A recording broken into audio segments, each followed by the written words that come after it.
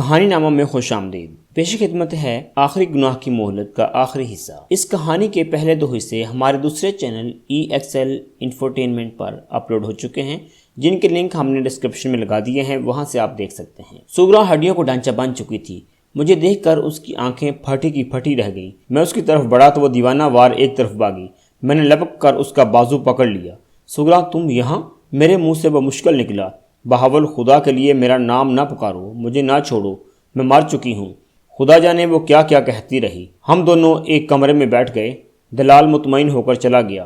میرے اصرار کرنے پر سغرا نے رو رو کر مجھے بتایا کہ چنن شاہ نے اسے میری موت کی خبر دی تھی اور بتایا کہ میں حیدرآباد میں کسی پولیس مقابلے میں مارا گیا ہوں اور اب پولیس یہاں ریڈ کرنے والی ہے۔ وہ مجھے گھر لے جانے کے بہانے کار میں بٹھا کر لے گیا اور کراچی میں ہی اپنے ایک اڈے پر پہنچا دیا۔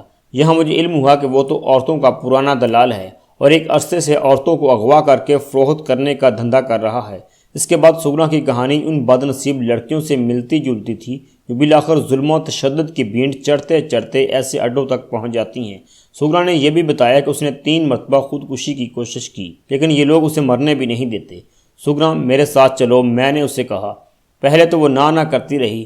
بالآخر اس نے کہا، بہاول، یہاں صرف بہادری سے کام نہیں چلے گا، یہ بڑے با اثر لوگ ہیں، تم کل دوپہر کو فلاں جگہ پر آ جانا، میں وہاں ایک ڈاکٹر کے پاس دوائی لینے کے بہانے جاتی ہوں، وہاں سے ہم نکل جائیں گی۔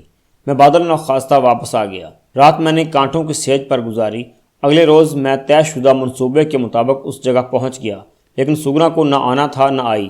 شام تک میں اس کا انتظار کرتا رہا، پھر بے قرار ہو کر اسی اڈے پر پہنچ گیا۔ یہاں پہنچ کر مجھے علم ہوا کہ سغرا نے رات کو ہی خواب آور گولیوں کی ساری شیشی نکل کر خودکشی کر لی تھی۔ اس کی لاش لاوارث سمجھ کر کمیٹی والے لے گئے۔ اس خبر نے مجھ پر بجلی گرا دی۔ مجھے سمجھ آ گئی کہ اس حالت میں سغرا کبھی میرے ساتھ نہیں جا سکتی تھی۔ اب میری زندگی کا ایک ہی مشن تھا کہ جس طرح بھی ممکن ہو میں ان لوگوں کو چن چن کر ماروں جنہوں نے میری سغرا کو اور مجھے جیتے جی مار ڈالا تھا۔ میں اس مشن کی تکمیل کے لیے کمر بستہ ہو گیا۔ 1 ہفتے کے دوران میں نے 10 قتل کیے۔ یہ تمام وہ لوگ تھے جنہوں نے کسی نہ کسی طرح سغرا کی بربادی میں حصہ لیا تھا۔ چنن شاہ نہ جانے کہاں غائب ہو گیا تھا۔ میں اسے تلاش کرتا رہا۔ پولیس میرے پیچھے پیچھے اور میں اس کے آگے آگے بھاگتا پھر رہا تھا۔ میں نے اب جرائم سے توبہ کر کے دکان کھول لی۔ بس ایک آخری گناہ کی مہلت کے لیے خدا سے دعا مانگتا، کسی طرح چنن شاہ مل جائے، اس مردود سے دنیا کو پاک کروں۔ میں نے حلیہ بدل لیا اور اپنے گناہوں کی معافی مانگتا رہا۔ دل کے سکون کے لیے کبھی کبھی اللہ والوں کے پاس بھی ہو آتا۔ آخر قدرت نے میری دعا کو قبول کیا اور حرامی چنن شاہ کو میرے ہاتھوں اس کے انجام تک پہنچنے کے اسباب پیدا کیے۔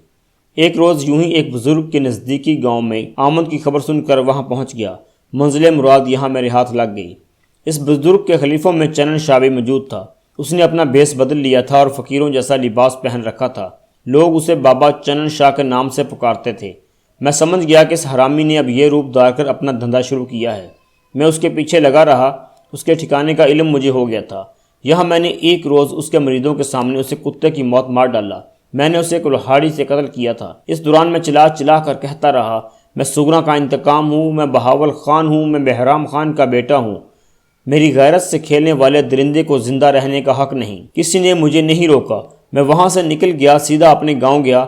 باپ کی قبر پر فاتح پڑھی، قانونی دستاویزات مکمل کر کے اپنی ساری زمین اپنی پھپھی کے بیٹوں کے نام منتقل کر دی اور یہاں آ گیا۔